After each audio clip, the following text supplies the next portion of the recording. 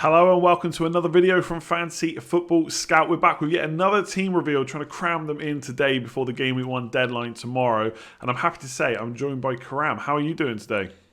I'm very good. Thanks, Andy, for having me. Glad to be back to the FF Scout videos. And I can't wait for the FPL season to kick off. I want to submit my team as soon as possible.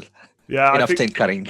I think Sam was the same when I spoke to her and we released the video earlier. She just wants it over now. I think I'm kind of in the same situation. Let's just get it done. Let's see what happens in Game Week 1 and we can figure it all out for Game Week 2. So no beating around the bush here. We're going to jump straight into the team. The only thing I would say is if you do enjoy these videos, please do give them a like. And if you haven't already, hit that subscribe button. We're trying to get to 50,000 subscribers on this channel. So your support would be awesome. Otherwise, yeah, like I said, let's jump straight into the team. Now, the thing I liked about Sam's this morning, 4 £10 million players, £10 million plus players, so a little bit different. And yours is even different again in a completely different way. No Salah. Instead, you've got 3 Liverpool defenders. So let's just start off straight away with that. What's the thinking there? Yeah, I'm ready to read in the comments on a lot of comments why I'm going with the 3 Liverpool defense. So, yeah, I do understand the post-restart, they haven't performed as we used to know. The title was pretty much done and dusted. Also, the preseason was not perfect for them. But there is a theory actually behind this. So I looked at the last 2 seasons, and mainly last season, in terms of price brackets. So the way I want to approach this season is to make sure I have good price points for every spot, because I'll be making a lot of switches between the premiums this season because we have a lot of them. Fernandes, KDB, Sterling, even Kane and Aguero. So what I want to do here is to make sure I have a price point for everywhere, basically. And looking at last season, the best 6.5 asset in the whole game was Virgil van Dijk with 178 points. The one comes near to him was a Chris Wood with 136 points. So there's a big gap between these 2 players. Same thing with Robertson at 7 million. He was far more than Jack Grealish with 149 points to Grealish compared to 180 plus for Robo. So if I want to look at long-term options, then for the 6.5 and 7 million, I actually like Van Dijk and Robo more than pretty much any asset. That's a reason behind it. Of course, Trent is no question. It's a given. No need to explain why he's so good.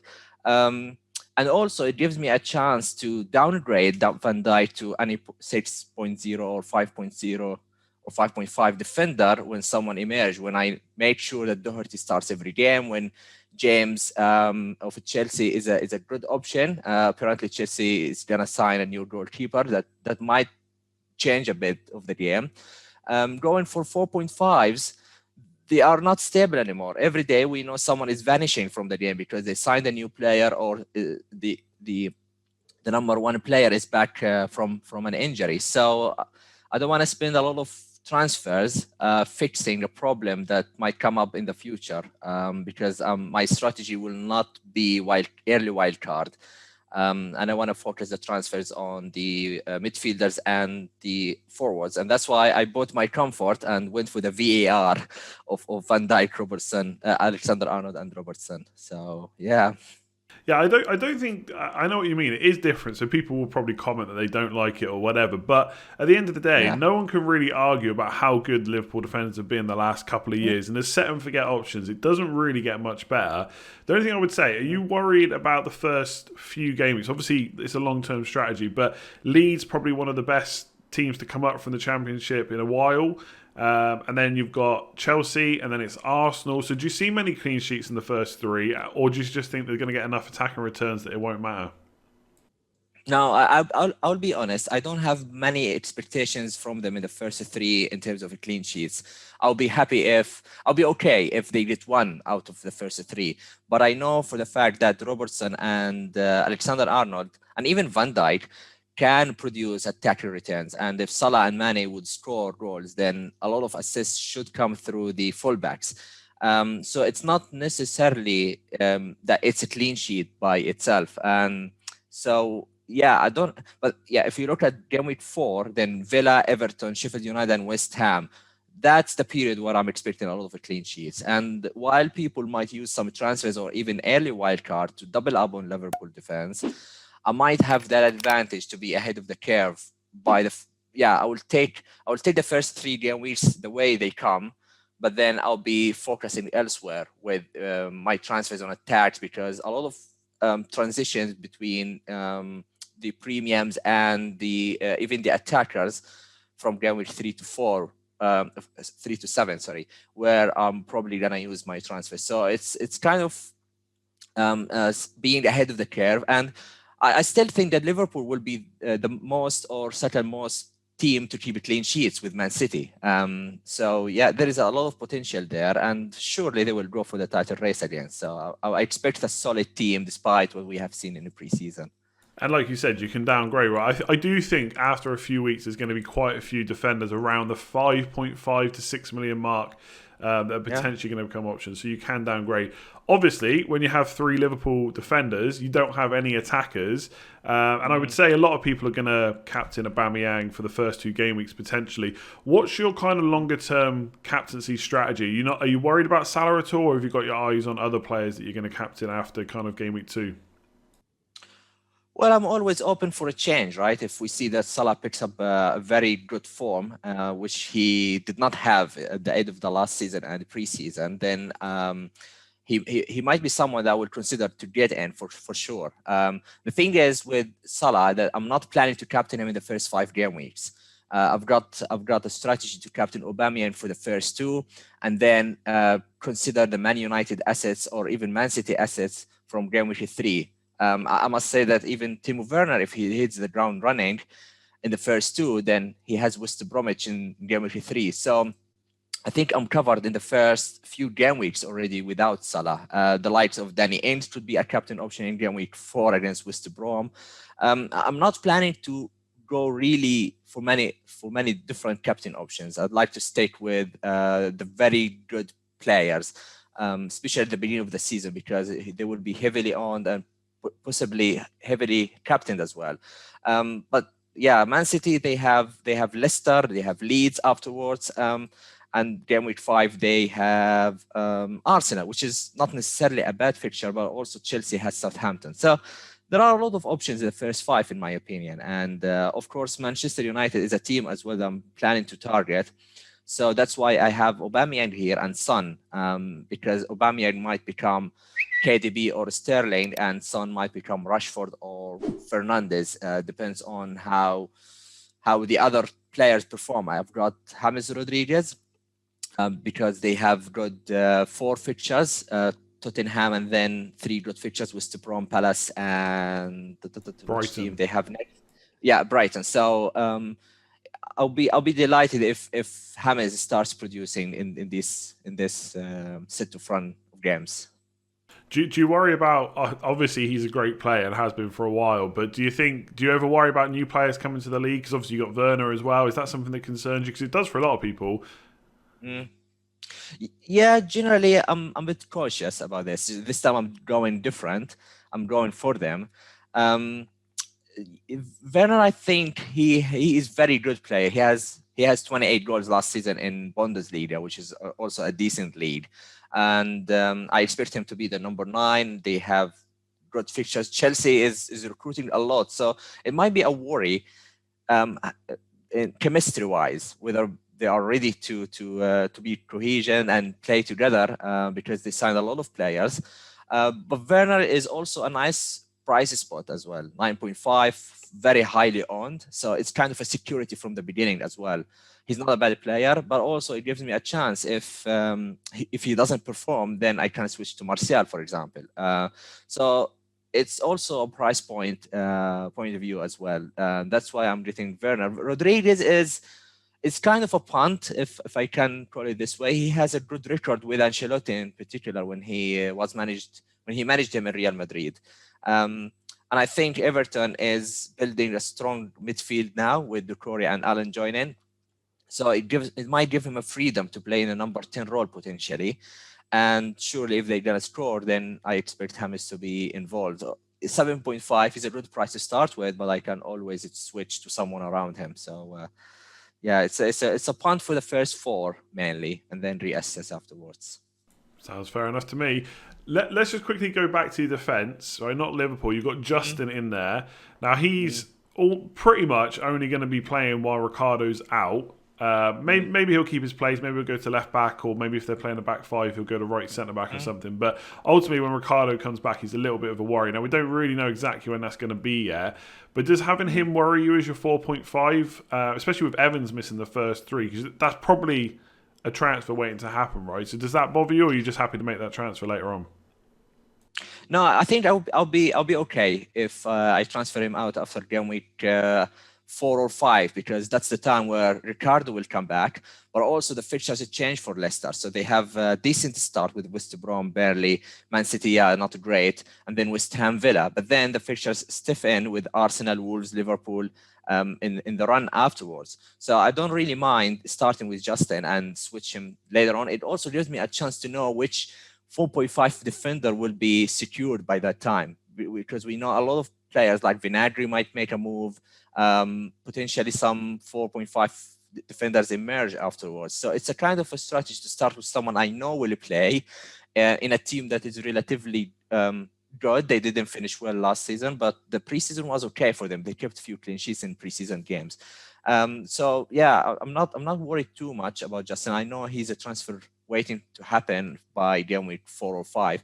But it might be the time then where I switch to Burnley defense with Charlie Taylor, pending the news on Tarkovsky if he makes move or so. But surely there will be more options by that time that make the decision easier than now, because I'm not really sure on a lot of 4.5 defenders, while Justin is someone I know he will start. So that's the thinking behind it. Cool, fair enough. Let's talk about another, not a new to the league player, but a new signing for Newcastle this year.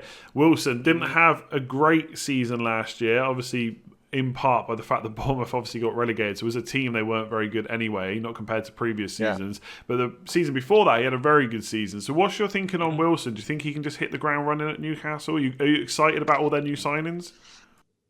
Yeah, I am. It feels weird because we know that Newcastle are not free scoring goals from the last few years. But 6.5 for Callum Wilson, I couldn't resist it, to be honest. And first game week is West Ham. He himself in the press in the first interview, he said, "Yeah, I like to play against West Ham. I've scored a lot of goals. I think he has a record of 7 goals in 8 games. So it might be something that gives him an extra motivation. And of course, with the signs of Ryan Fraser, Sam Maximan and Almiron behind him, I think they can do well. The first 2 games are good. West Ham have some troubles this time after selling Diangana. Apparently the dressing room is not stable.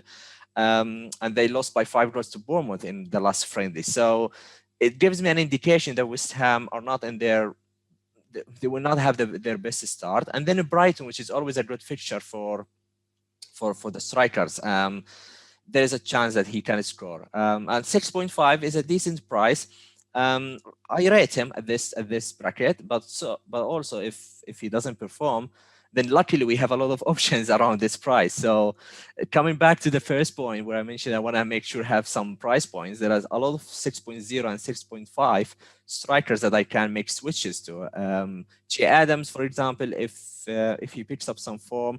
But yeah, talking about Wilson again, I think he will do well. I think he had his own situations last season with Bournemouth. He didn't score a lot of goals, but we know he has experience in the Premier League, and he got some caps also with the national team. So yeah, I have some expectations from him.